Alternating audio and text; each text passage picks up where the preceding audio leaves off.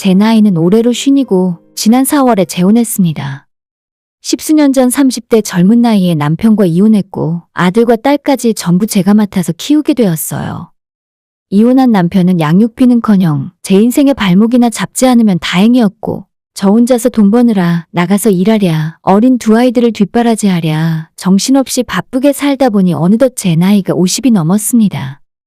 몇 년 전 둘째까지 대학 보내고 제품에서 독립을 시켰더니 솔직히 혼자 사는 것에 대한 두려움이 확 체감되더라고요. 아직 제 나이가 많다는 생각이 드는 건 아니지만 이젠 아이들도 대학 졸업하고 취직하면 결혼해서 각자 인생을 살아갈 텐데 앞으로 수십 년간 혼자서 늙어갈 생각을 하니 소름 끼치게 외롭고 무섭다는 생각이 들었어요. 그러던 와중에 동창 모임에 나갔다가 친구의 소개로 저보다 2살 많은 남자를 소개받았고 1년 정도 만나다가 올봄에 재혼하고 살림을 합치게 되었습니다. 남들이 뭐라 하더라도 제 지난 세월은 정말 고생 많이 하면서 살았어요. 이혼한 전 남편이 경제적인 문제가 많은 사람이었고 본인 스스로 망가지는 걸 떠나서 아무 죄 없는 저까지 망가뜨리고 온 식구를 나락의 구렁텅이에 떨어뜨렸었죠.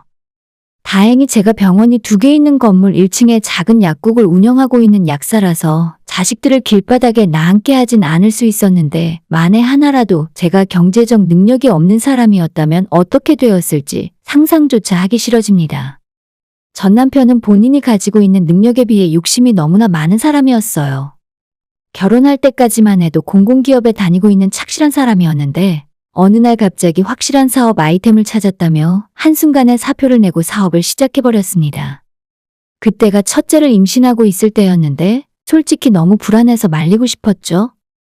가만히 있으면 연봉도 많이 받고 평생 다닐 수 있는 좋은 직장이었는데 자기는 다람쥐 쳇바퀴 돌듯한 인생이 싫다면서 한순간에 때려치우고 사업을 시작했어요.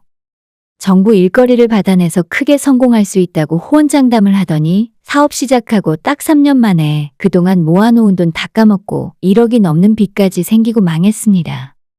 다시 원래 직장으로 돌아갈 수도 없고 남편 나이 30대 중반인데 집에서 놀고 먹게 할 수가 없어서 그때는 제 돈으로 프랜차이즈 치킨집을 하나 차려줬어요. 일단 본인이 하고 싶다는 의지도 있었고 남편에게 뭐든 가장으로서 노력하는 모습을 보고 싶었습니다. 가게를 차려주면서도 몇 번이나 남편에게 신신당부를 했어요. 돈은 많이 벌지 못해도 좋으니 지금 당신 앞으로 있는 빚만 갚고 적자만 나지 않는 선에서 열심히 해보라고요. 어차피 제가 버는 돈으로 우리 식구들 생활비는 충분히 감당할 수 있었고 살고 있는 집도 있었기 때문에 남편이 무리할 이유가 하나도 없었거든요. 그리고 얼마 후에 둘째를 갖게 되었고 남편은 멀쩡히 잘하고 있던 치킨집을 확장 이전해서 크게 하고 싶다며 욕심을 부리기 시작했어요. 저는 반대했고 작게 벌고 작게 유지하자고 했었는데 기어코 자영업자 대출을 받고 본사에서 인테리어 비용까지 지원을 받으면서 홀 영업을 크게 할 수 있는 넓은 곳으로 옮기게 되었습니다. 그리고 그때부터 또다시 악몽이 시작되었죠. 그럭저럭 돌아가는 배달과는 달리 파리만 날리는 넓은 홀 때문에 치킨을 팔아도 적자가 계속 쌓이는 상황이 지속되었고 그렇게 2년을 더 버텼지만 빚만 잔뜩 생긴 채 남편의 2번째 사업이 또 망하게 되었습니다. 2번의 사업 실패로 남편의 빚은 2억이 넘어갈 정도였고 저는 마이너스는 아니었지만 제가 벌어서 모아둔 돈의 상당 부분이 남편 사업을 수습하는 데 들어갔어요. 이제는 노가다가 됐든 뭐가 되었든 열심히 일해서 본인 빚이라도 갚으며 살라고 말했지만 살고 있는 집을 담보로 대출을 받아서 3번째 사업을 하고 싶다는 말에 남편과의 이혼을 결심하게 되었습니다. 이혼하는 과정을 정말 순탄치 않았고 결국 남편의 빚 중에 상당 부분을 제가 떠안고 책임지는 조건으로 2아이의 양육권까지 다 받아내고 끝낼 수 있었어요. 남편의 빚을 대신 갚느라 제 몇 년치 일해서 모아야 하는 돈을 전부 날리게 되었습니다. 완전히 실패한 결혼 생활을 끝내고 많은 시간 동안 저 혼자 생각을 많이 해봤는데 여자가 안정적인 직업을 갖고 적지 않은 돈을 벌어오면 남자들은 딴 생각을 하는 것 같더라고요. 가만히 주위를 둘러보면 동네에서 잘 되는 미용실 원장도 남편이 술만 먹고 사고만 치는 한량이라 골치를 썩는 것 같고 저희 건물에 자주 오시는 보험 아주머니도 정말 열심히 일하시고 돈도 많이 버는 걸로 아는데 남편분은 평생 집에서 놀고 먹는 날백수나 다름없다고 말씀을 하셨습니다. 그래서 제가 재혼할 남자를 찾을 때 가장 중요하게 생각했던 부분이 반드시 안정적인 직업이 있는 사람, 그리고 절대 사업을 할 생각도 하지 않는 사람, 이 두 가지 조건이었어요. 재혼한 남편은 나이 또래에 비해서 많은 돈을 벌지는 못하지만 갑자기 잘릴 걱정 없는 안정적인 직장에 다니고 있고 본인이 하는 일을 좋아해서 갑자기 그만두거나 사업을 한다고 속을 뒤집어 놓지도 않을 것 같았습니다. 남편 역시도 10여 년 전에 한 번 이혼의 아픔을 겪은 사람이라 처음 만났을 때부터 대화도 잘 통하고 성격 자체도 순한 사람이라 결혼해서 같이 살더라도 괜찮겠다 싶었어요. 1년 동안 짧게 서로를 알아가는 시간을 갖고 올해 초 혼인신고는 일단 생략한 채 주위에 가까운 친지들만 모시고 작게 결혼식을 치렀습니다. 그리고 제가 혼자 살던 집에서 살림을 차리기 시작했는데 남편 자체는 착한 사람이라 다행히 초반 결혼 생활에 큰 문제는 없었어요. 돈 문제로 속썩이거나 스트레스 주는 일도 없었고 지금까지 단 한 번도 사업하고 싶다거나 이상한 생각을 먹어서 걱정 끼치는 일도 없었습니다. 그런데 같이 살면 살수록 큰 문제가 아닌 작고 사소한 일 때문에 감정이 상하고 스트레스 받는 일이 점점 늘어나고 있었습니다. 기분은 나쁜데 이걸 티를 내거나 화를 내기에는 제가 너무 쪼잔한 사람이 되는 것 같고 그냥 참고 넘어가기엔 계속 신경 쓰여서 스트레스를 많이 받고 있어요. 남편은 저와 결혼 전에는 작은 집에서 혼자 살고 있었고 시골 고향집에는 아버님은 돌아가셨고 어머님 혼자서 사시는 중이었죠. 남편과 시어머니는 워낙 따로 살게 된 지도 오래됐고 시골집까지 거리도 꽤 멀기 때문에 결혼하고 나서 시댁 때문에 스트레스 받을 줄은 몰랐습니다. 저도 나이가 이제 적지 않은데 70대 후반의 시어머니 눈치를 보고 쩔쩔매는 일은 상상조차 가지 않았어요. 남편과 시어머니 사이가 묘하게 대면 멀어 보였기 때문에 결혼하고 나서도 두 사람 사이에서 스트레스 받는 일은 없을 줄로 알았습니다. 결혼 전에 남편이 그렇게 엄마를 끔찍히 생각하는 효자인 줄은 전혀 몰랐어요. 그런데 이제 와서 작은 것 하나하나에 매번 엄마 생각을 하는 모습을 보면서 묘하게 기분 나쁘고 짜증이 나더라고요. 남편과 결혼하고 얼마 되지 않았을 때 퇴근하고 저녁에 같이 밥을 먹다가 남편이 문득 이렇게 물어보는 겁니다. 여보, 밥이 너무 맛있다. 반찬도 필요 없이 밥만 먹어도 맛있어. 이렇게 맛있는 쌀은 처음 먹어보는데 무슨 쌀이야? 저는 예전부터 20kg에 10만 원 정도 하는 쌀을 인터넷에서 따로 주문해서 먹고 있었어요. 마트에서 이 쌀 저 쌀 다 사서 먹어봐도 인터넷에서 주문한 이 쌀보다 맛이 좋지 않더라고요. 요리를 잘하는 편이 아니었기 때문에 쌀이나 음식 재료 하나하나 돈을 더 주더라도 비싸고 좋은 재료를 사용하는데 특히 압력솥으로 한 밥맛은 정말 자신 있습니다. 남편이 너무 맛있다고 하길래 인터넷으로 샀다고 대답을 해줬더니 갑자기 시골에 있는 시어머니도 이런 쌀로 밥을 먹으면 좋아하시겠다 하더라고요. 쌀 그까짓 거 엄청 비싼 것도 아니고 20kg짜리 하나 사면 한 달을 넘게 먹는데 어머님한테 내가 주문해서 보내드리겠다 하고 바로 하나 주문했습니다.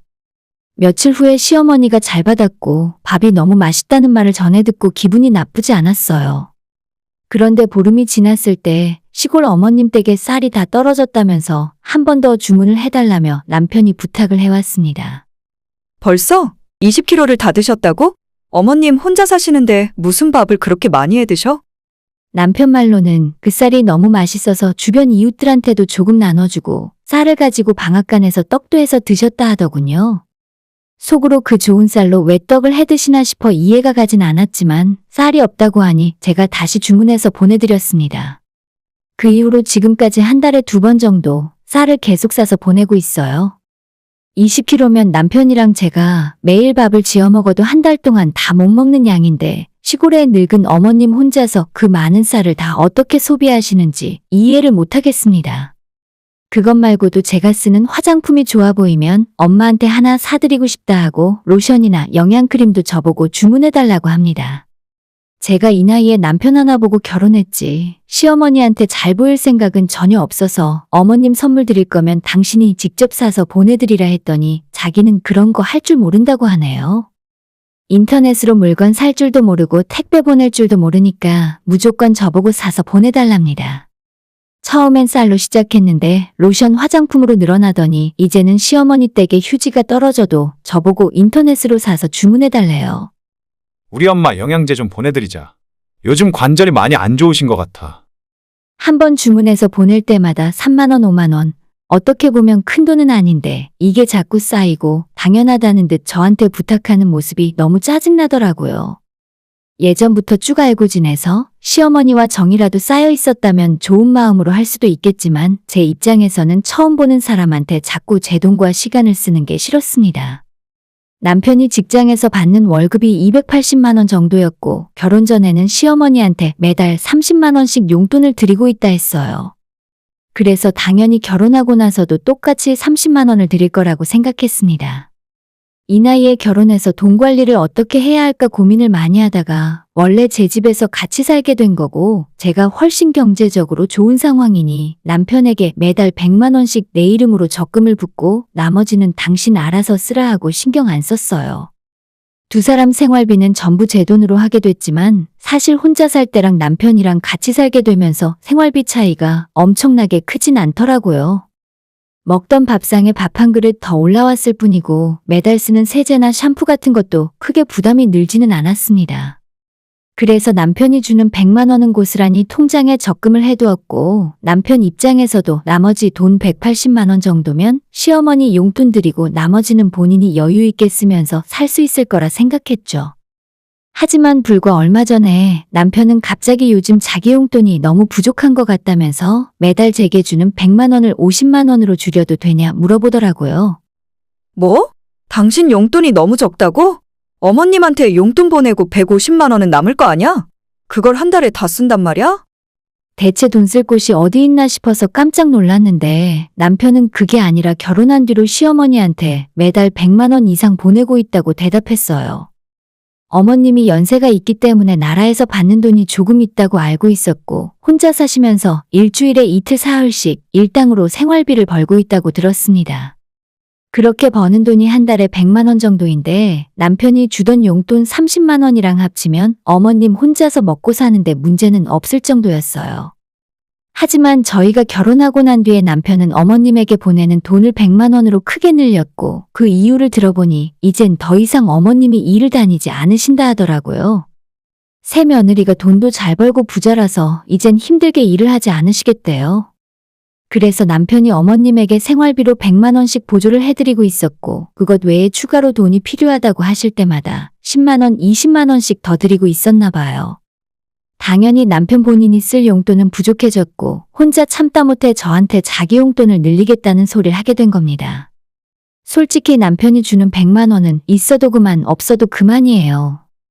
이미 평생 살 집도 대출 다 갚아서 돈 나갈 일도 없고 오늘 당장 약국문을 닫더라도 늙어 죽을 때까지 먹고 사는 것 정도는 어떻게든 해결할 수 있습니다. 그런데 갑자기 제 인생에 들어온 남편의 노후도 같이 생각을 해야 하는데 저는 아니더라도 남편은 은퇴까지 몇 년 남지도 않았잖아요. 최소 한 달에 100만 원씩은 저축을 해놨다가 나중에 남편 은퇴하고 나면 조금씩 용돈으로 줄 생각이었는데 그것조차 못하겠다니 속이 깝깝해지더라고요.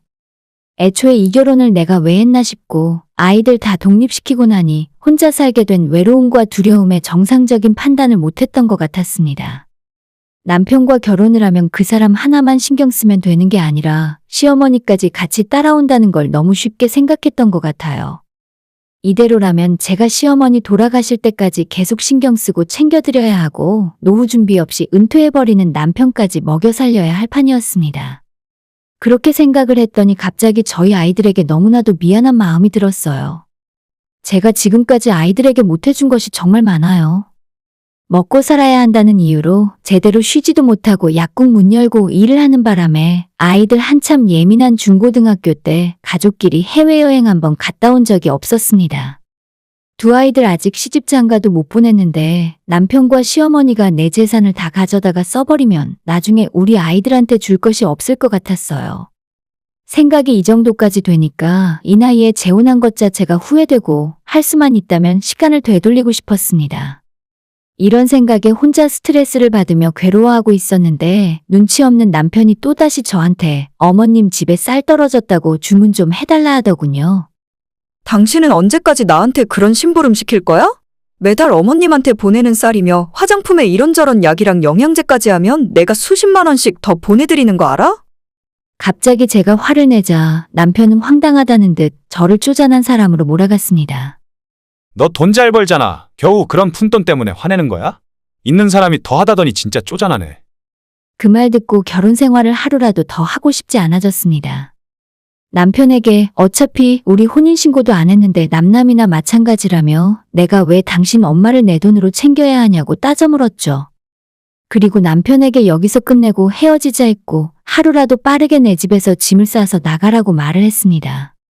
제 말에 남편은 충격을 받았는지 바로 그날 짐을 싸서 떠났고 며칠 후에 또다시 연락이 왔지만 제 마음이 바뀌진 않더라고요.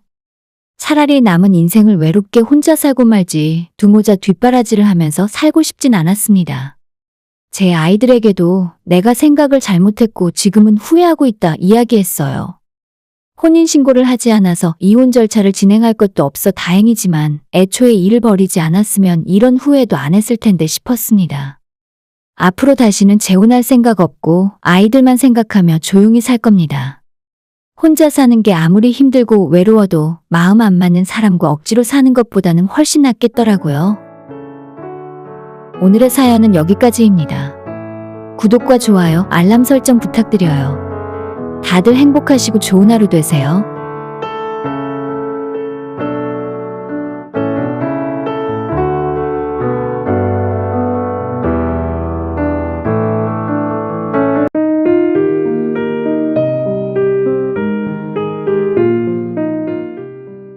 저는 지난 4월에 결혼해서 남편과 신혼생활을 누리고 있습니다.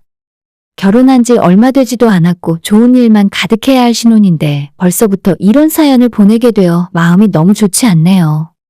출퇴근할 때 지하철로 1시간씩 걸리기 때문에 그 시간에 유튜브로 다른 분들의 사연을 많이 듣곤 했었는데 오늘은 제가 사연을 보내게 될 줄은 꿈에도 몰랐어요. 고부 갈등은 정말 남의 이야기로만 생각했었고 저는 원체 성격도 밝은 편이고 주변 사람들과 잘 지내는 건 자신이 있어서 시부모님과도 좋은 사이로 지낼 줄 알았죠. 학창시절의 친구들과도 정말 원만하게 지냈고 남녀공학 중학교 여고를 나오면서 학생회장도 할 정도였습니다. 그리고 지난 10년 동안 직장 생활하면서 지금까지 어떠한 사람과도 인간관계 때문에 스트레스 받아본 일이 전혀 없었는데 고부관계는 정말 다르네요. 저는 처음부터 시부모님에게 예쁨을 받기 위해서 정말 많은 노력을 기울였어요. 작년 가을에 결혼 승낙을 받기 위해 처음으로 인사드리러 갔을 때 어머님이 좋아하시는 꽃과 아버님이 좋아하신다는 양주 한 병을 사들고 인사를 드리러 갔었고 옷차림부터 머리도 그날 아침에 미용실을 들러 새로 드라이를 받고 갈 정도로 정성을 들였습니다. 그렇게 양손에 선물을 가득 들고 격식을 있는 대로 차리고 시댁에 첫 방문을 했을 때 어머님이 저한테 가장 먼저 하신 말씀이 그쪽이 우리 아들보다 한 살이 더 많다면서? 아무리 요즘에 연상연하가 유행이라지만 여자 나이가 너무 많은 거 아닌가? 30대가 넘으면 애 낳는 것도 쉽지 않다던데. 지금 와서 정말 어떻게 생각을 해보더라도 처음으로 인사드리러 온 사람한테 할 만한 소리는 아닌 것 같습니다. 시부모님이 나이를 엄청 따지시는데 제 나이 33이고 남편 나이 32이에요. 그렇게 욕 들어먹을 만큼 제 나이가 많다고 생각하지도 않고 조건으로만 봐도 제가 그렇게까지 빠지는 건 아니에요. 남편보다 제가 한 살 더 많은 건 사실이지만 처음에 만났던 건 직장 상사와 신입사원의 관계로 만났습니다. 아무래도 남자는 군대도 다녀오고 대학 졸업과 취업이 늦기 때문에 제가 직장 5년차 대리를 달고 있을 때 남편이 저희 부서에 신입사원으로 들어왔어요. 저와 같이 근무를 한 건 딱 1년이었고 직장 생활 같이 하던 시기에는 연애의 감정 같은 건 전혀 느끼지 못했습니다. 당시에 남편이 1년 만에 다른 회사로 이직을 하게 되면서 마지막으로 송별회를 한 적이 있었는데 그때 저한테 개인적인 연락처를 물어보더라고요. 회사는 달라졌지만 그 뒤로도 종종 연락을 주고받았고 주말에 한 번씩 만나서 식사도 하고 영화를 같이 보다가 1년 더 지나서 정식으로 교제를 시작하게 되었어요. 아무래도 비슷한 직종에 제 연차가 5년이나 더 많기 때문에 지금은 남편이 대리를 달았고 저는 팀장입니다. 연봉도 인센티브까지 다 포함하면 2배 정도 차이가 나고 사귀자는 말도 결혼을 하자는 말도 남편이 제게 먼저 했어요. 결혼할 때도 말은 부모님 도움 없이 반반 결혼이라곤 하지만 제가 모아놓은 돈이 훨씬 많았기 때문에 신혼집 구할 때도 제 돈이 훨씬 많이 들어갔고 혼수도 절반 이상 제 돈으로 하고 결혼했습니다. 솔직히 이 정도면 시부모님이 저를 좋아하시지는 않더라도 최소한 미워할 이유는 없는 거 아닌가요? 처음 만났을 때부터 나이가 많다고 싫은 기색을 비추시더니 지금까지도 대놓고 저를 탐탁치 않아 하십니다. 양가 부모님 결혼 승낙 받고 나서 상견례 할 때도 제 부모님한테까지 나이가 조금 많아서 걱정이라는 식으로 말씀을 하시더라고요. 부모님은 당연히 기분을 상해하셨고 나중에 상견례 끝나고 나서 저런 집안이랑 사돈 맺기 싫다고 대놓고 말씀을 하실 정도였습니다. 제가 부모님에게 도움받지 않고 저희 힘으로 결혼하자고 남편에게 이야기한 것도 이런 이유에서 그랬어요. 친정부모님은 시부모님 태도 때문에 서운한 마음이 있으셨고 저는 시부모님에게 작은 도움조차 받고 싶지 않았습니다. 괜히 책 잡히는 기분이 들고 나중에 뒷말 나올 것 같아서 애초에 거절했습니다. 당시에 남편이 모아놓은 돈이 별로 없어서 걱정을 많이 했었지만 부족한 돈은 제가 부담하거나 대출받으면 되니까 절대 시부모님 돈은 받기 싫다고 했죠. 그리고 결혼하고 신혼여행 다녀와서 시댁에 선물도 드릴 겸 인사를 드리러 갔었는데 그때도 덕담을 해주시는 것이 아니라 빨리 애부터 낳으라고 날카롭게 말씀을 하셨습니다.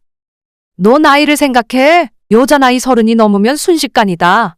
서둘러서 애 낳을 생각부터 해야지. 그래야 나중에 후회하네. 어쩜 똑같은 말씀을 해도 이렇게 기분 나쁘게 하실 수 있는지 모르겠네요. 원래 저는 아이들을 별로 안 좋아하고 일단 둘이 살다가 아이가 있으면 좋겠다는 생각이 커지면 그때 천천히 가질 생각이었는데 시부모님이 제 얼굴을 볼 때마다 나이 이야기를 하면서 저러시니 오히려 더 싫어질 정도였어요. 그나마 다행인 건 시부모님이 그런 헛소리를 하실 때마다 옆에 있던 남편이 쓸데없는 소리 하지 말라고 막았고 자기 아들이 뭐라고 하면 그 말은 잘 듣는 시부모님이셨어요. 직장 생활을 오래 하고 결혼 전에 음식은 집에서 부모님이 해주는 것만 먹었기 때문에 솔직히 말해서 요리를 잘하지는 못합니다. 결혼하고 나서 남편에게 건강한 음식을 먹이고 싶어서 열심히 배우는 중이고 결혼 전에 요리학원도 3달 다니면서 기본은 할 줄 안다고 생각해요. 하지만 시어머님이 보시기에는 당연히 모자란 점이 많을 것이고 가끔 저희 집에 찾아오실 때마다 냉장고부터 주방 찬장 하나하나 다 열어보시면서 살림타박을 하십니다.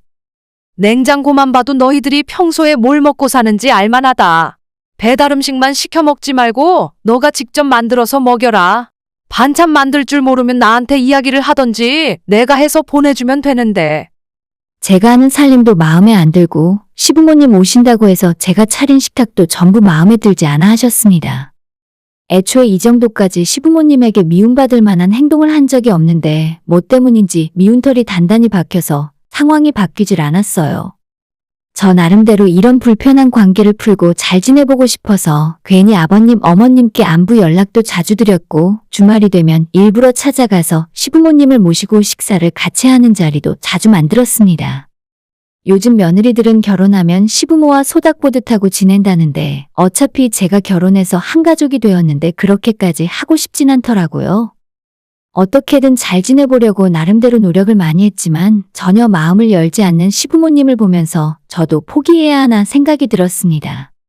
얼마 전에 제가 심한 감기 몸살에 걸려서 회사에 출근도 못하고 누워있던 적이 있어요. 평소에 잔병 치레를 하는 편은 아니지만 몇 년에 한 번씩 아프면 심하게 앓는 편입니다. 병원에서 주사도 맞고 약을 타다 먹었지만 쉽게 낫지 않더라고요. 열도 펄펄 끓고 온몸이 쑤시고 아파서 자리에서 일어날 수도 없었습니다. 회사에는 병가를 내고 누워 있었는데 시어머니한테도 전화가 오더군요. 너는 아프다면서? 단순 감기인 것 같은데 병원까지 다녀오고 회사도 못 나갈 정도야? 몸이라도 튼튼해야 하는데 너는 어째 마음에 드는 곳이 하나도 없니? 처음엔 저를 걱정해서 전화를 하셨나 싶었는데 오히려 속을 뒤집어 놓으셨어요. 안 그래도 몸이 아파서 머리가 어지러질한데 내가 왜 저런 소리까지 들어야 하나 싶었습니다. 전화를 끊고 누워서 가만히 생각을 해봤는데 시부모님은 그냥 별다른 이유 없이 저라는 사람 자체가 싫은 것 같았어요. 처음에는 남편보다 나이가 많아서 싫어하나 그런 생각이었는데 이제는 제가 뭘 하든지 일단 부정적인 생각부터 먼저 하시는 것 같습니다. 살면서 남한테 미움을 받아본 기억이 전혀 없기 때문에 이런 사람들을 어떻게 대해야 하는지 전혀 몰랐었죠. 그러다가 제 가장 친한 친구인 10년지기 대학 동창을 만나서 이런 제 고민을 털어놓았는데 그 친구가 명쾌하게 답변을 해주는 겁니다. 시부모님이 아무 이유 없이 너를 싫어한다고? 아무리 잘하려고 노력해도 안 돼? 그럼 답 나왔네. 잘하려고 해도 이유 없이 싫어하신다면서? 그런 사람들한테 뭐하러 잘해줘? 차라리 이번 기회에 대놓고 미워하시라고 싫어할 만한 그 이유를 만들어버려. 친구는 농담 삼아서 한 이야기였지만 집에 돌아와서도 그 이야기가 계속 제 마음에 남아있더라고요. 이렇게도 해보고 저렇게도 해보고 미움받지 않기 위해서 많은 노력을 했었는데 그래도 저를 이 정도로 싫어하시니까 차라리 속 시원하게 싫어하는 이유라도 만들어주고 싶었습니다. 이번 생에 시부모님에게 예쁨 받는 좋은 며느리 되긴 글렀다 싶어서 차라리 한번 들이받고 확실하게 관계를 끝내는 것이 낫겠다 싶었습니다. 그리고 그 기회가 지난 추석 때 찾아왔습니다. 결혼하고 처음 맞이하는 명절이라서 전날에 남편과 함께 시댁으로 내려갔어요. 저희 시댁은 차례를 지내지는 않지만 그래도 시댁 친척들이 명절날에 다 모이기 때문에 음식 준비는 해놔야 하더라고요. 그래서 어머님 하시는 일을 도와주려고 전날에 일찍 내려갔었는데 마치 제가 본인 주방에 들어온 것이 기분 나쁘다는 듯 하루 종일 짜증내며 툴툴대셨습니다. 아이고, 그걸 그렇게 하면 어떡하니? 한 번도 안 해봤으면 말을 했어야지. 칼질도 전부 이상하게 해놓고 이건 도와주러 온 건지 방해를 하러 온 건지 모르겠다니까? 진짜 그날도 좋은 마음으로 어머님 도와드리러 온 건데 왜 이런 소리를 들어가며 여기까지 왔는지 스스로에게 화가 날 정도였어요. 마음 같아서는 다 엎어버리고 어머님 마음대로 하시라고 소리를 지르고 싶었지만 제 발로 찾아왔는데 끝까지 참아보자 하고 적당히 눈치껏 도와드리다가 마무리했죠. 문제는 바로 다음 날 추석 당일에 일어났습니다. 시댁 친척들이 다 함께 점심 식사를 하기 위해 시댁에 모였고 전날부터 미리 준비한 음식들로 커다란 상을 꽉 채웠어요. 결혼식 이후로는 처음 보는 친척들이라서 저는 이곳저곳 인사드리고 음식 나르기 바빴는데 친척분들이 저를 칭찬하시는 말씀이 들려왔습니다. 이번에 현민이가 진짜 결혼 하나는 잘했다니까. 저렇게 착하고 예쁘고 능력 있는 아가씨가 요즘에 어디 흔한 줄 알아? 음식 솜씨도 좋네. 오늘 차린 거 전부 맛있다. 솔직히 정말 제가 예뻐서 저런 말씀을 하셨겠습니까? 새로 들어온 새댁이고 분위기 띄우기 위해 조금 오버해서 말씀을 하신 것 같은데 다들 박수를 치며 좋다고 웃는 분위기에 시어머니가 찬물을 확 끼얹으셨습니다. 잘하긴 뭘 잘해? 제가 나이만 먹었지 잘하는 게 뭐가 있다고. 음식 준비도 내가 다 했지. 제가 하긴 뭐래? 다들 자기 일 아니라고 말들 함부로 하는데 속 터지는 사람 생각도 좀 해줘야지. 농담으로 하신 말씀도 아니고 정색을 하면서 이렇게 말씀을 하시니까 그 많은 사람들이 웃고 떠들다가 일순간 정적이 되더라고요. 아니, 자기 며느리 칭찬을 하면 좋게 받아들이면 될 텐데 뭐가 그렇게 불만이 많아서 이런 말까지 하는지 모르겠습니다. 처음에 저를 칭찬해 주셨던 친척분들도 머쓱해하며 헛기침을 하셨고 남편이 또 화를 버럭내며 무슨 그런 소리를 하냐고 그만하라 했습니다. 평소 같으면 남편이 화를 냈을 때 거기에서 끝냈겠지만 다른 친척들 보는 눈도 있어서 그런지 이번엔 아버님까지 화를 내고 나섰어요. 너는 엄마한테 그게 무슨 말버릇이냐? 네 엄마가 틀린 소리 한 것도 아닌데. 이 자식아 너도 정신 차려. 결혼한 지 얼마나 됐다고 지 마누라 눈치나 살살 보고 그러려고 나이 많은 여자랑 결혼했냐? 마지막 나이 많은 여자란 소리에 저희 남편이 버럭 화를 냈고 저도 이제는 더 이상 착한 며느리인 척 참으면서 살 이유가 없다 생각했어요. 먹던 밥그릇을 들고 일어나 주방으로 가서 싱크대에 와장창 다 깨지도록 집어던졌습니다. 제가 나이 많은 여자라서 성질도 더럽나 봐요. 근데 어머님이 저보다 훨씬 나이가 많아서 그런지 장난 아니시네요? 저희 서로 연락하고 얼굴 볼 때마다 사이가 점점 안 좋아지는 것 같은데 앞으로 영영 안 보고 사는 게 어떨까요? 그렇게 말하고 방에서 가방 챙겨 들고 나왔습니다. 제가 밥그릇 집어던졌을 때부터 시부모님이 깜짝 놀랐는지 아무 말도 못 하셨어요. 솔직히 그때 완전 눈이 뒤집어져 있어서 마음 같아서는 시댁 집안을 다 엎어버리고 싶었는데 친척들 앞이라 그 정도로 참은 겁니다. 주변 사람들이랑 다 잘 지내고 문제없이 살았다고 해서 제가 할 말도 못하고 바보처럼 살았던 건 절대 아니에요. 성질도 낼 때는 내고 저를 우습게 보고 괴롭히려고 했던 친구들에게는 강력하게 나가서 본때를 보여준 적도 있습니다. 시댁에서 집어던지고 나왔더니 뒤에서 남편과 시부모님이 서로 목청을 높이며 싸우는 소리가 들렸고 저는 그냥 주차장에 내려가 차 안에서 남편을 기다렸어요. 10분 정도 시간이 지났을 때 남편이 내려왔고 그냥 집에 가자 하더라고요. 진짜 당신 말대로 이제는 서로 안 보고 사는 게 나을 것 같아. 도저히 말이 안 통한다.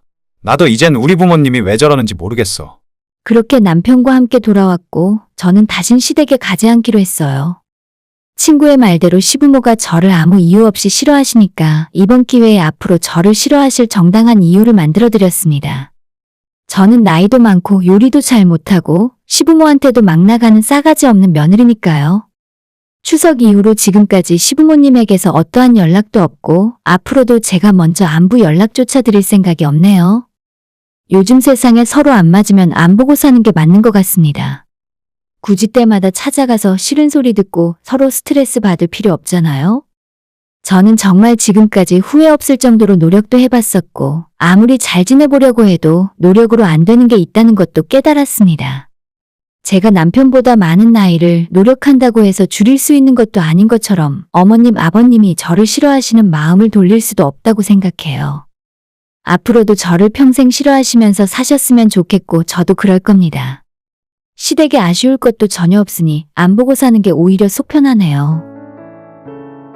오늘의 사연은 여기까지입니다. 구독과 좋아요, 알람 설정 부탁드려요. 다들 행복하시고 좋은 하루 되세요.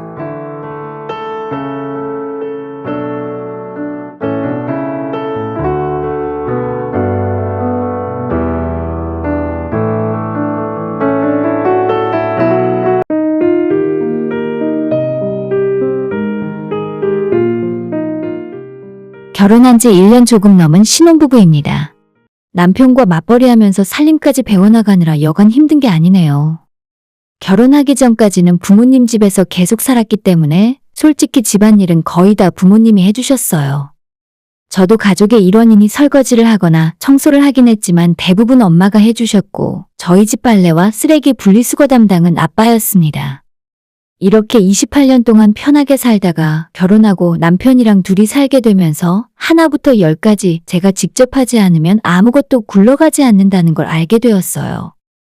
회사 일에 피곤에 찌들어서 단 며칠만 집안을 청소하지 않으면 쓰레기가 산더미처럼 쌓이고 남편이 키우던 고양이 한 마리와 같이 살고 있는데 털이 어쩜 이렇게 많이 빠지는지 저희 집은 동물을 키운 적이 한 번도 없어서 털이 이 정도로 빠지는지 전혀 몰랐었죠.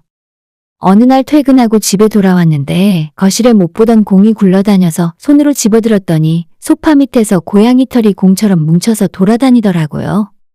충격적인 모습에 기겁을 했고 그 뒤로 아무리 피곤하고 힘들어도 퇴근하고 돌아와서 청소기는 매일 돌리게 되었습니다. 남편은 제 성격과는 다르게 세상 태평한 사람이고 신혼 초기에는 집안일을 아예 할 생각이 없더라고요. 더러우면 더러운 대로 사는 거고 저랑 결혼하기 전에 고양이와 몇 년 살아서 그런지 더러움에 대한 기준이 저와는 정말 많이 달랐어요. 저도 동물을 싫어하는 편이 아니고 귀엽고 예쁘고 좋긴 한데 같이 한 집에서 사니까 완전 다른 문제더라고요. 결혼한 이후 몇 달 동안 남편과 대화를 하고 화도 내보고 어르고 달랬더니 다행히 이젠 청소와 빨래 정도는 남편이 알아서 해주는 수준이 되었습니다. 이 정도면 집안일도 남편이 많이 도와주는 편이지만 제가 가장 힘들고 지치는 건 겨우 그런 것 때문이 아니에요. 남편과의 결혼 생활이 이어질수록 밥하는 게 너무 싫어지고 심지어 남편과 같이 밥을 먹는 것도 제게는 너무나 큰 스트레스입니다. 남편뿐만 아니라 시부모님도 똑같아서 밥 먹자고 내려오라 해도 가기 싫어요. 결혼 전에는 이런 줄 몰랐는데 같이 살다 보니 몰랐던 점이 너무 많네요. 일단 제가 요리를 그리 잘하지 못하고 아직도 배워가며 하는 수준입니다. 결혼 전에는 항상 엄마가 차려놓은 음식을 먹기만 했지 제가 직접 음식을 만들어 본 적은 거의 없었어요.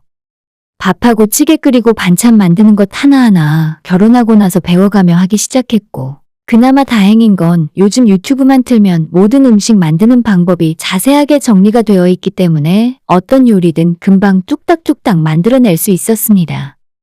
맛은 제가 봐도 못 먹을 정도는 아니었고 인류 요리사가 만든 것처럼 엄청 맛있지는 않겠지만 그래도 전부 먹을만 했어요.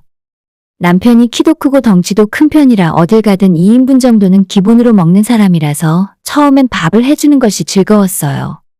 찌개를 한 냄비 끓여주면 한 끼에 다 먹어버리고 고기를 구워도 한 그릇은 혼자서 다 먹는 사람이라 밥 차려주는 맛이 나더라고요. 그런데 가만 보면 먹어도 너무 먹어대고 의외로 남편 입도 짧아서 반찬 투정도 많이 합니다.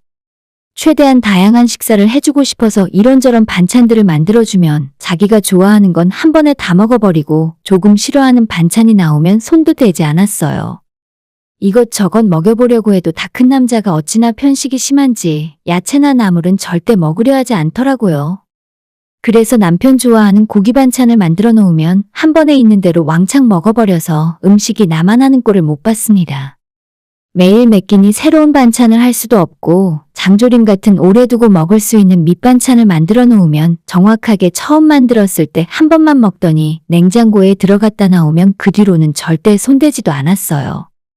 밥도 아침에 출근하기 전에 2그릇은 기본으로 먹고 저녁에는 보통 머슴밥으로 3그릇입니다. 그러다 보니 저희 6인용 밥통에 한 솥 가득 밥을 해도 한 끼의 바닥을 보이더라고요. 아침 저녁으로 밥을 2번씩 해야 하고 애매하게 남는 밥은 냉동실로 들어가는데 남편은 또 한 번 냉동했다가 전자레인지 돌리면 냄새 난다고 입도 대지 않아요. 살림을 하고 밥을 하는 입장에서 나만 맨날 찬밥을 먹으라는 건지 이런 불평불만을 남편에게 이야기하면 자기는 미식가라서 어쩔 수 없답니다. 난 옛날부터 맛있는 것만 먹었어. 집에서도 찬밥 한 번 먹어본 적도 없는데 갑자기 사람이 어떻게 바뀌냐. 당신도 찬밥 먹기 싫으면 억지로 먹지 말고 버려. 말은 정말 쉽게 하지만 멀쩡한 음식을 어떻게 매일 내다 버립니까? 남편이 고기를 좋아하고 다른 반찬은 손도 안 대니까 저희는 밑반찬을 두고 밥을 먹기보다는 거의 매일 고기를 사다가 구워 먹고 나는데 매일 저녁으로 삼겹살 한 근 반, 마트에서 냉동 대패 삼겹을 사도 한 끼에 2팩은 먹더라고요. 매일 고기를 구워서 먹어대니 식비 들어가는 것도 장난 아니었고 저는 조금 간단하게 먹고 싶어도 남편 때문에 그럴 수도 없었어요. 회사에서 너무 힘든 날이라 저녁밥 하기도 싫고 장보기도 싫은 날에 집에서 간단하게 라면이라도 끓여 먹거나 있는 밥에 대충 차려 먹자고 하면 남편은 바로 못 참고 폭발해버립니다. 뭐? 저녁밥 준비 안 됐어? 라면 같은 거 먹고 어떻게 힘을 내냐? 하루 종일 힘들게 고생했는데 사람이 저녁은 푸짐하게 먹어야지. 그러면서 배달 음식을 이것저것 시켜대기 시작하는데 먹을 사람은 저희 둘밖에 없는데도 보통 남편이 시키는 양은 최소 5인분 이상이에요.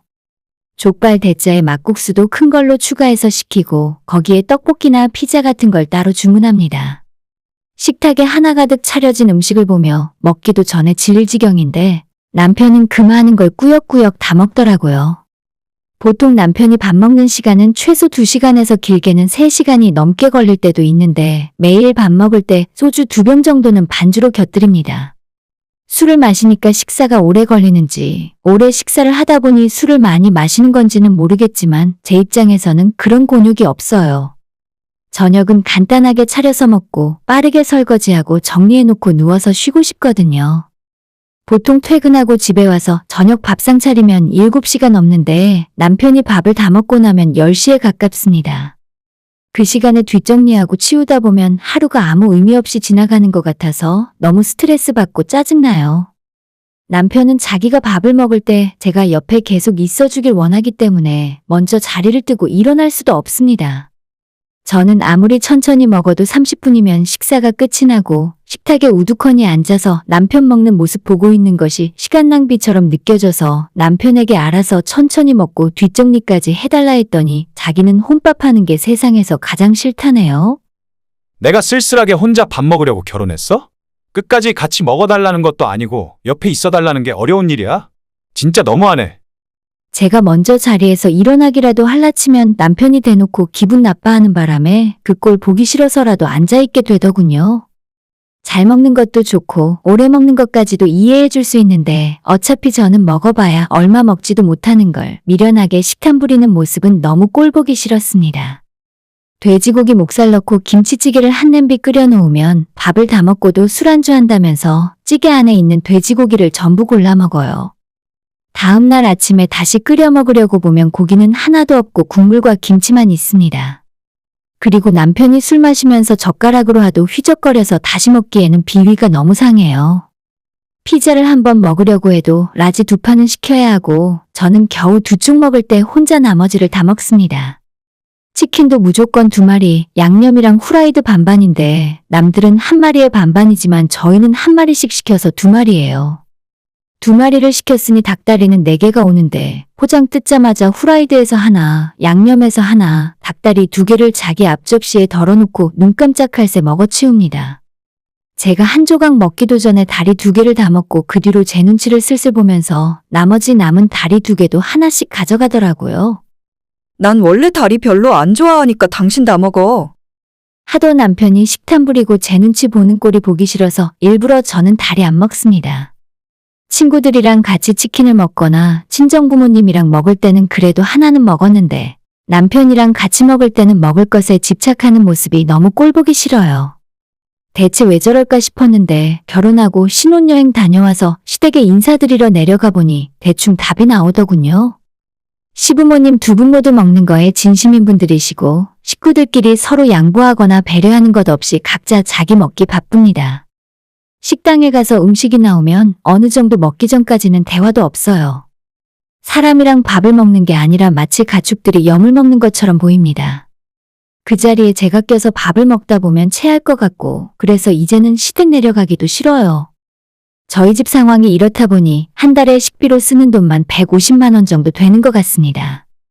남들한테 150만 원을 식비로 쓴다고 하면 생활비로 원래 그 정도는 나가는 것 같다고 하는데 저는 생활비가 아니라 단순하게 식비로만 150만 원 넘게 써요.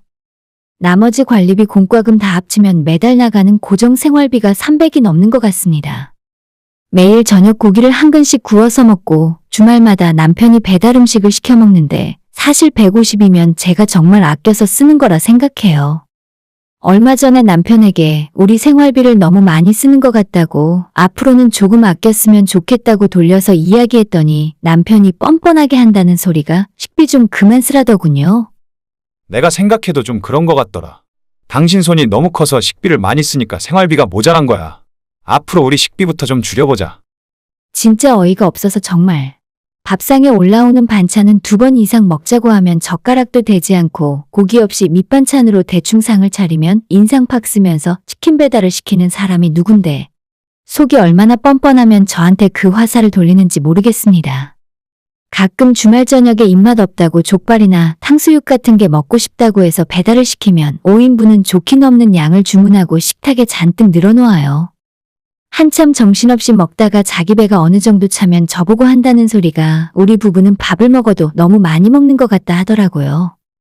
여보, 우리 진짜 남들보다 너무 많이 먹는 거 아니야? 이렇게 먹어대니까 맨날 식비가 모자라지. 이쯤 되면 사람을 놀리는 건지 나랑 싸우자고 시비를 거는 건지 잔뜩 입에 음식 쳐넣고 우걱우걱 먹고 있는 남편을 보면 뒤통수를 한 대 갈기고 싶은 충동을 간신히 참고 있습니다. 얼마 전 결혼하고 1주년이 지났을 때 문득 우리가 먹는 데 쓰는 돈이 얼마나 되는지 궁금해졌습니다.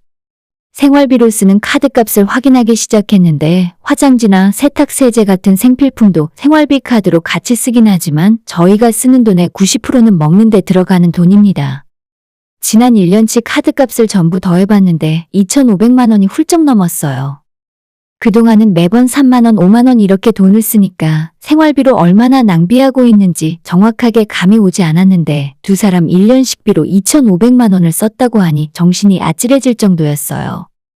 그나마 남편이 한우 먹자고 할 때 돼지고기로 바꾸고 삼겹살 먹고 싶다고 할 때 저렴한 목살 사다가 먹이면서 조금이라도 절약한 게 이겁니다. 제 연봉이 3,500만 원 정도인데 이대로라면 제가 1년 동안 뼈 빠지게 벌어서 남편 입에 전부 쳐넣으면 끝날 것 같았습니다. 계산한 카드값을 남편에게 보여주고 우리 이대로 가면 밥만 먹다가 집도 못 사고 파산할 지경이라 했더니 남편도 알겠다면서 앞으론 자기가 먹는 양을 줄이겠답니다. 워낙 당한 게 많아서 그 말을 믿진 않았지만 실제로 집에서 밥을 먹을 때도 예전보다 고기 먹는 양은 줄어들었고 대신 부족한 양을 밥으로 채우는 것 같았어요. 남편이 나름 노력하는 모습인 것 같아서 저도 마음이 많이 약해졌었지만 그것도 얼마 못 가고 예상도 못한 또 다른 문제가 생겼습니다. 저희 부부가 외식을 할 때 그전에는 보통 남편은 2인분을 넘게 시키고 가운데 두고 먹는 사이드 음식은 따로 주문을 했었거든요. 중국집에 가면 남편은 짜장면 짬뽕을 한 그릇씩 그리고 탕수육까지 시켰었고 냉면을 먹으러 가더라도 남편 몫으로 물냉면 하나 비빔냉면 하나에 만두나 수육을 한 접시 시키는 식이었죠. 그때는 자기가 먹을 양을 양껏 주문했기 때문에 저는 제가 먹을 한 그릇에만 집중하면 그만이었는데 이제는 먹는 양을 줄이겠다면서 남편이 딱 한 그릇만 주문하니 문제였습니다. 여보, 당신 짜장면 먹을 거야? 짬뽕 먹을 거야? 당신이 먼저 결정해. 남편은 항상 주문하기 전에 먼저 저한테 물어보기 시작했는데 제가 짜장을 주문하면 남편은 짬뽕을 시키고 짬뽕을 시키면 본인은 짜장을 주문합니다. 그리고 음식이 나오자마자 번개같이 자기 그릇을 싹 비운 다음에 저한테 한 입만 먹어보겠다 하더라고요. 제 그릇을 반강제로 뺏어가다시피 해서 남편이 한 입을 먹으면 거의 반이 없어집니다. 차라리 예전처럼 본인 양껏 주문할 때가 좋았지 지금은 식사를 제대로 하기도 전에 남편이 부려대는 식탐 때문에 체할 것 같았어요. 1년 정도는 어떻게 참고 살았는데 이제는 이런 남편의 모습이 꼴도 보기 싫고 사람이 싫어지니까 같은 공간에 있는 것조차 고통입니다. 가장 최근에 제가 못 참고 폭발한 사건이 있었는데 마트에 장을 보러 갔더니 유산균 요구르트를 행사를 하며 반값에 팔고 있었습니다. 저희가 평소에 유제품을 잘 먹지는 않았는데 제가 요즘 소화도 잘 안 되는 것 같고 화장실을 가는 것조차 점점 힘들어져서 사다 놓고 먹어야겠다 싶었어요. 같이 장 보고 있던 남편에게 요구르트 당신도 먹을 거냐고 물었더니 자기는 옛날부터 우유만 먹으면 배가 아픈 유당불내증이 있다며 싫다고 했습니다. 그래서 4개짜리 2주를 사고 집에 돌아와서 저녁을 먹고 제가 요구르트 하나를 먹었어요. 남편은 제가 먹는 모습을 보더니 본인도 하나 먹어보고 싶다면서 먹더라고요. 당신 유당불내증 있다면서? 근데 먹어도 되는 거야? 제가 물어봤더니 1-2개 정도는 괜찮다면서 맛있다고 그 자리에서 2개를 까먹었습니다. 이렇게 먹을 거면 아까 살 때 조금 더 살 걸 하고 속으로 생각했지만 겉으로 남편에게 뭐라고 하진 않았어요. 세상에서 가장 쪼잔한 일이 먹는 걸로 잔소리하는 거니까 너무 뭐라 하지 않고 그냥 참고 넘어갈 생각이었습니다. 그런데 문제는 바로 다음날 아침이었어요. 남편이 아침부터 일어나서 배가 너무 아프다고 하더니 화장실에 들어가서 나오질 않았습니다. 저희 집에 화장실이 하나뿐인데 남편이 배 아프다고 들어가서 나오질 않으니 바쁜 아침 시간에 진짜 짜증났습니다. 저도 씻고 출근 준비를 해야 하는데 거의 30분째 나오질 않고 있다가 잠시 후에 또 배가 아프다면서 화장실로 뛰어들어갔어요. 그러길래 유당불내증 있는 사람이 자기 전에 요구르트를 왜 먹었나 싶어 짜증났었다가 냉장고를 열어보고 깜짝 놀랐습니다. 분명 8개를 사와서 제가 전날에 하나 먹고 남편이 2개를 먹어서 5개가 남아있었어요. 그런데 아침에 일어났더니 딱 1개만 남아있고 요구르트 4개가 온데간데 없이 사라져 있더라고요. 혹시나 하는 마음에 분리수거 쓰레기통을 확인했더니 남편이 새벽에 4개를 먹고 쓰레기를 버려놨었습니다. 아니 진짜 제정신이야? 유당불내증 있다면서? 대체 어젯밤에 몇 개를 먹은 거야? 그러니까 아침부터 배가 그렇게 아프지. 화장실을 들락거리는 남편이 너무 한심해 보였고 나이도 먹을 만큼 먹었는데 진짜 애들만도 못하구나 싶었습니다. 요구르트 평소에 별로 좋아하지도 않고 심지어 유당불내증까지 있는 사람이 제가 먹는 게 아까워서 새벽에 몰래 냉장고를 열고 전부 마셔버린 모습을 상상을 하니 그나마 얼마 남아있지도 않은 정이 뚝 떨어지는 기분이었습니다. 결국 그날 남편 때문에 늦게 출근 준비를 시작할 수밖에 없었고 서둘렀지만 회사 출근 시간에 15분 정도 지각을 할 수밖에 없었어요. 세상에 남편이 화장실을 쓰는 바람에 지각했다고 변명할 수도 없고 너무 화가 나더라고요. 먹지도 못하는 요구르트 꾸역꾸역 처먹고 아침에 화장실 변기통 붙들고 있는 모습을 생각할수록 결혼 생활에 회의감이 들었습니다. 결국 그날 점심시간에 남편에게 전화해서 더는 너랑 살기 싫으니까 이혼하자고 했죠. 뭐? 이혼이 애들 장난이야? 지금 내가 요구르트 몇 개 먹었다고 이러는 거면 너 실수하는 거야. 요구르트 몇 개 먹는 것이 문제가 아니라 아예 인간 자체가 덜 된 놈이잖아요. 아득바득 몰래 다 처먹어놓고 화장실 뛰어들어가는 뒷모습이 자꾸 생각나서 도저히 오만정이 떨어져 너랑 못 살겠다고 했습니다. 더는 말도 섞기 싫고 남편 얼굴도 보기 싫어서 결국 그날 저는 회사에 반차를 내고 먼저 집에 들러서 대충 간단한 짐만 챙겨들고 친정으로 들어갔어요. 저녁에 남편이 퇴근하고 제가 진짜로 짐 싸서 집을 나간 걸 눈치채고는 그제서야 부랴부랴 전화도 하고 카톡도 보내고 난리를 치더군요. 너가 진짜 그럴 줄은 몰랐다며 먹는 것 때문에 그러면 앞으로 자기가 고치겠답니다. 그 말을 한두 번 듣는 것도 아니고 저도 이 나이 먹고 다른 사람이랑 먹는 것 때문에 싸우고 싶지 않았어요. 우린 잘 안 맞는 것 같으니 여기까지 하는 게 맞다 이야기했고 남편은 이혼은 절대 못한다며 펄쩍 뛰었지만 친정 부모님까지 나서서 그만하라고 하셨죠. 결국 며칠 뒤에 남편과 이혼하고 모든 것을 끝낼 수 있었습니다. 저희 집에 다시 돌아와서 부모님과 함께 지내니 세상이 이렇게 좋을 수가 없더라고요. 엄마가 그동안 얼마나 고생하며 살았는지도 알 것 같고 저희 세 식구가 집안일을 나눠가며 하니까 힘든 줄도 모르겠어요. 무엇보다 더 이상 먹는 것 때문에 스트레스 받지 않아도 되고 부모님이랑 간단하게 저녁 먹고 집 근처 공원 산책하는 삶이 너무 행복하고 소중합니다. 매일 밤 10시까지 저녁 먹으면서 술 마시는 남편 얼굴 안 봐도 되니 속이 다 후련하더라고요. 서로 살아온 삶의 방식이 달라도 너무 다르고 저는 평생 저런 인간을 이해하지 못할 것 같아요. 이혼을 빨리 결정해서 정말 다행이고 다신 이런 바보짓은 안 하며 살고 싶습니다. 오늘의 사연은 여기까지입니다. 구독과 좋아요, 알람 설정 부탁드려요. 다들 행복하시고 좋은 하루 되세요.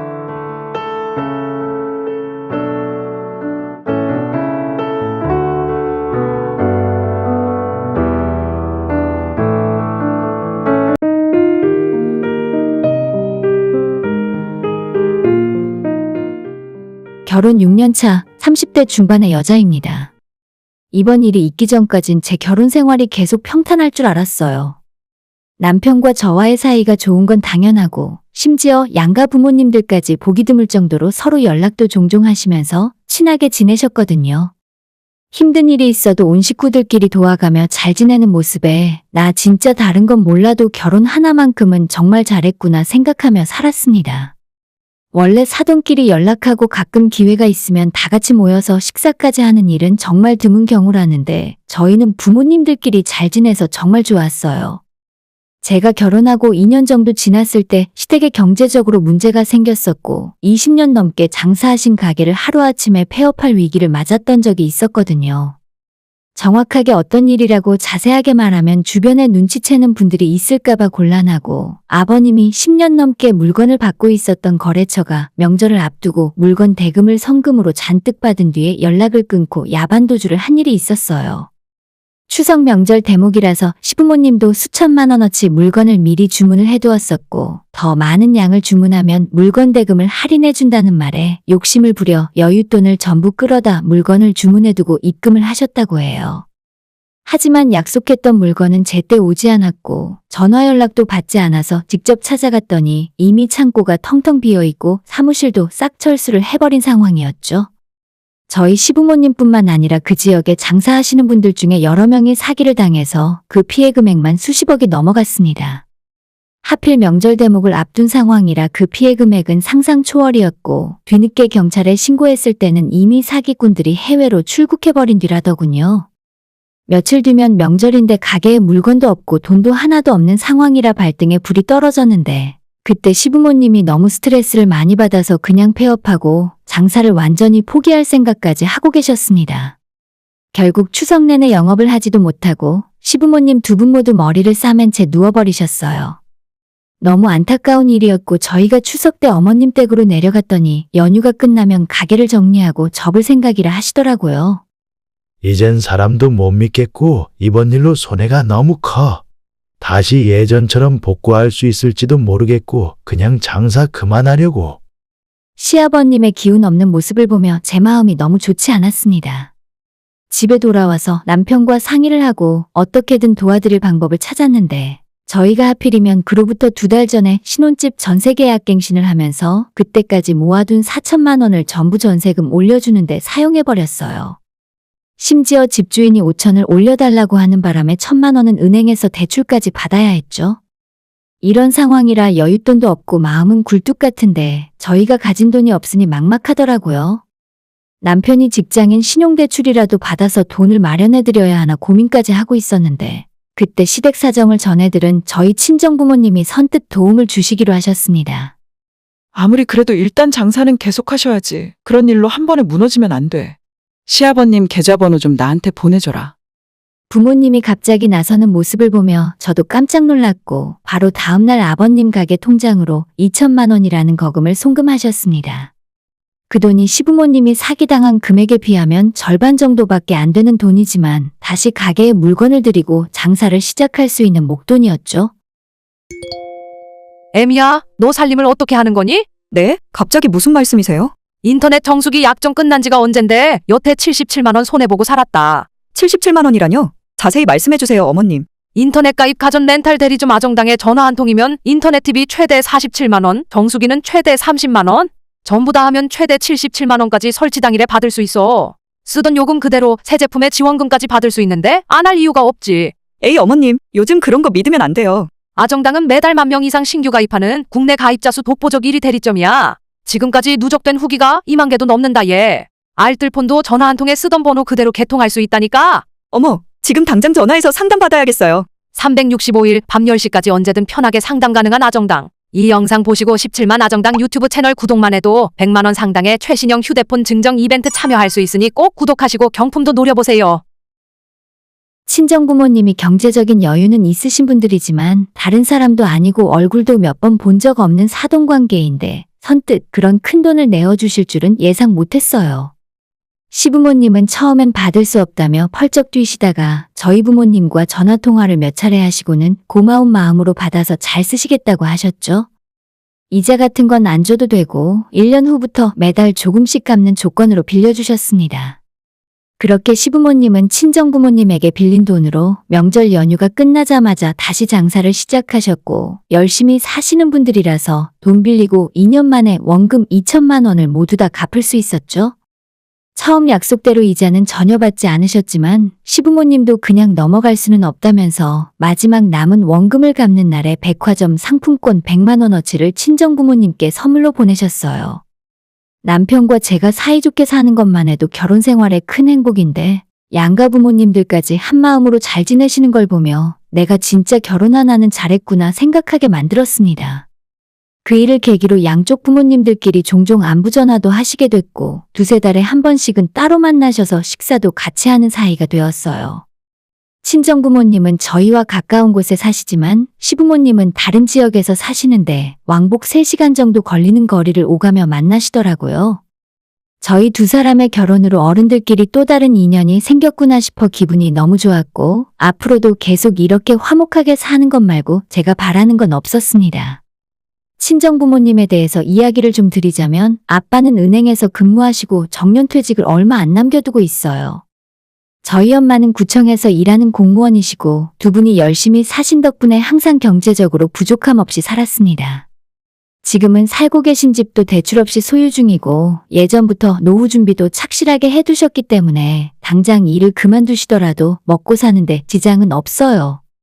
여유가 있으니 저희 시댁이 힘들 때 도와주시기도 했을 거고 시부모님도 그때 위기를 넘긴 뒤로 지금은 많이 좋아지셨습니다.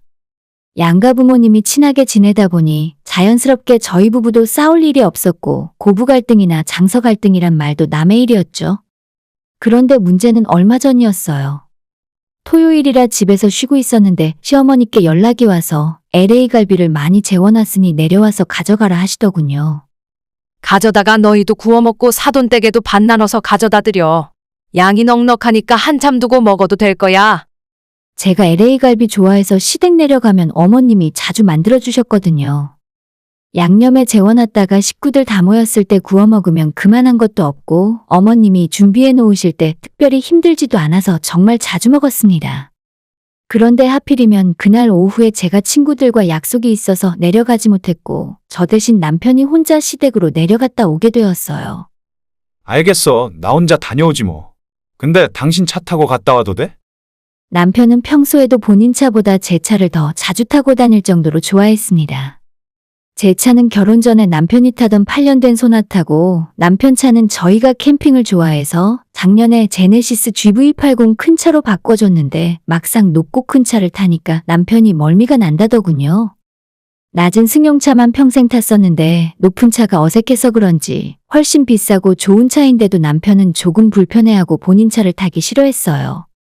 그래서 그날도 남편이 제 차를 몰고 나갔고 저는 친구들 만나서 술을 한 잔 마시고 올 계획이라 대중교통을 이용해서 나갔습니다. 친구들과 저녁 먹고 술도 한 잔 마시고 났더니 시간이 저녁 10시가 넘었더라고요.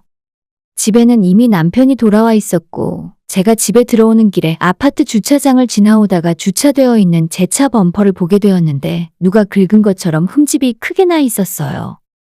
남편에게 전화해서 오늘 사고 났냐고 물어봤더니 전혀 모르겠다 하고 누군가 주차되어 있는 차를 긁고 도망간 것 같아서 차에 있는 블랙박스를 확인했습니다. 오늘 녹화되어 있는 동영상 중에 뭐가 사고 난 영상인지 찾고 있었는데 이리저리 보다가 낮에 남편과 시어머니가 함께 차에서 대화한 모습이 찍혀 있었어요. 아마도 어머님 댁에서 갈비를 받아서 차에 싣고 어머님을 가게로 모셔다 드리는 상황이었던 것 같은데 두 사람의 대화를 우연히 듣게 되었습니다.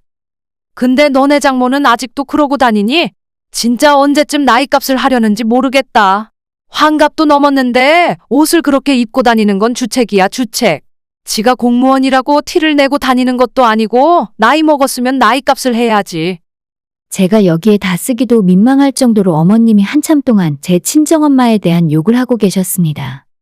친정엄마는 아까 이야기했던 것처럼 구청에서 일하시면서 평생을 공무원으로 사셨고 평소 입고 다니는 옷차림은 깔끔한 정장바지 차림입니다.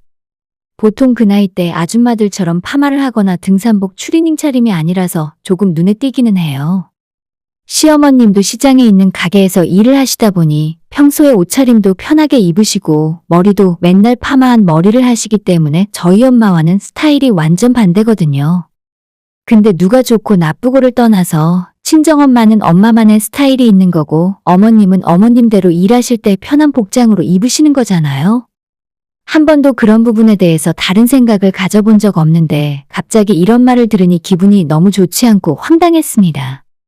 남편이 그 말을 듣고 자기는 장모님이 멋지다고 생각한다 대답을 했더니 오히려 더 화를 내시면서 욕을 계속하셨어요.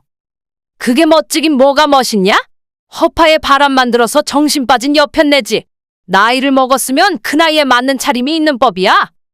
어머님이 더 크게 역정을 내고 화를 내시는 바람에 친정엄마 편을 들어주던 남편이 머쓱해져서 말을 그만하더라고요.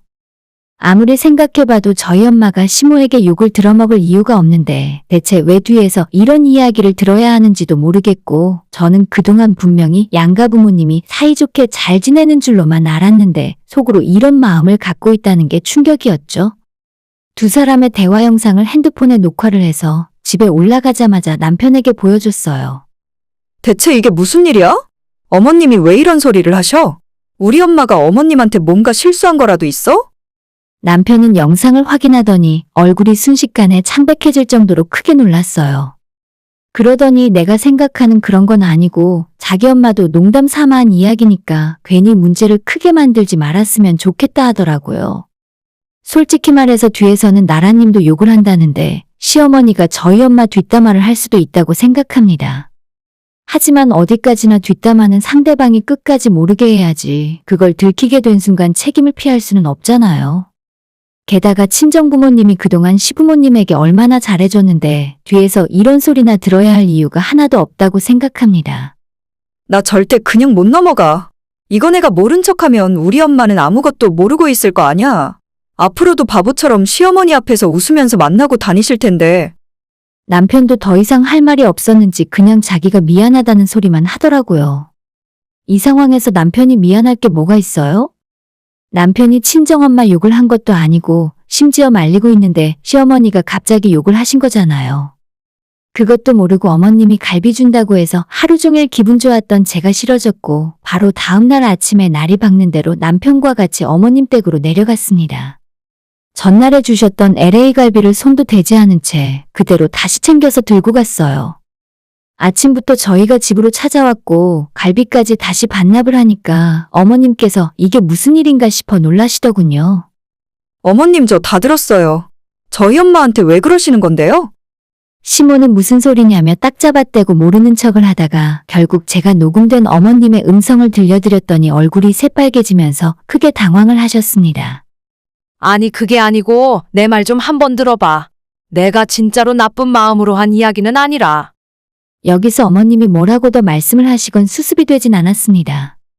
어머님한테 이번 일로 저희 부부가 이혼을 한다거나 부부 사이가 멀어지는 일은 없겠지만 어머님과 저는 예전처럼 웃으면서 만날 수는 없을 것 같다고 말씀을 드렸죠. 친정부모님한테도 말씀을 드릴 테니 앞으로 연락하시지 말라고 했어요. 제가 할 말을 다 해놓고 뒤에서 어머님이 뭐라고 변명을 하려 하시는데 그냥 듣지도 않고 나와버렸습니다. 남편과 함께 바로 집으로 올라와서 저희 친정엄마한테 앞으로 시어머니 연락도 받지 말고 따로 만나지도 말라고 말씀을 드렸죠. 엄마는 무슨 일이냐고 하셨지만 솔직히 이걸 어디서부터 어떻게 말씀을 드려야 할지 처음엔 감도 오지 않더라고요. 그래도 말씀 안 드리고 그냥 넘어갔다가는 이 상황을 영원히 모르실 것 같아서 너무 충격적인 말은 빼고 처음부터 말씀을 드렸어요. 제가 많이 순화하긴 했어도 믿고 친하게 지냈던 사돈이 본인을 싫어하고 뒷담화를 했다는 사실은 받아들이기 힘드셨을 것 같습니다. 부모님이 살면서 나쁜 짓을 한 적도 없고 본인들한테도 분명 큰 도움을 주셨고 사위한테도 아들처럼 잘해주시는데 대체 왜 그러셨는지 모르겠어요. 사람이 사람을 싫어하면 원인이나 명확한 이유가 있어야 하는데 이번에는 정말 아무것도 짐작이 가지 않았습니다. 불과 2달 전에도 친정부모님이 시댁 근처로 놀러 내려가서 같이 식사도 하고 오셨는데 만났을 때 아무 문제도 없었다 하셨거든요. 남편은 그저 자기가 미안하다는 소리만 하고 시어머니와는 이미 연락을 끊었기 때문에 이젠 어떠한 말도 들어볼 생각이 없습니다. 남편한테 앞으로 어머님이랑 얼굴 보고 싶지 않다고 했더니 그렇게 하라더군요. 자기도 이제는 뭐가 뭔지 모르겠답니다. 분명 시어머니가 용서받지 못할 큰 실수를 했고 어떠한 변명도 할 수 없으니까요. 어머님이 남편을 통해서 저한테 몇 번 사과하려고 하셨지만 저는 끝까지 용서하지 못할 것 같아요. 단순히 뒷담화를 하다 걸린 거 이상으로 큰 충격이고 지난 5년 동안 믿고 또 하나의 가족이라 여기며 살았는데 배신감이 말로 표현을 못할 정도거든요. 몇 년 뒤에 제 생각이 바뀌면 모를까 지금은 어머님과 다시 만나거나 대화를 나누고 싶은 생각이 없습니다. 믿고 잘해준 만큼 더 크게 실망이라 영영 안 보고 싶어요. 오늘의 사연은 여기까지입니다. 구독과 좋아요, 알람 설정 부탁드려요. 다들 행복하시고 좋은 하루 되세요.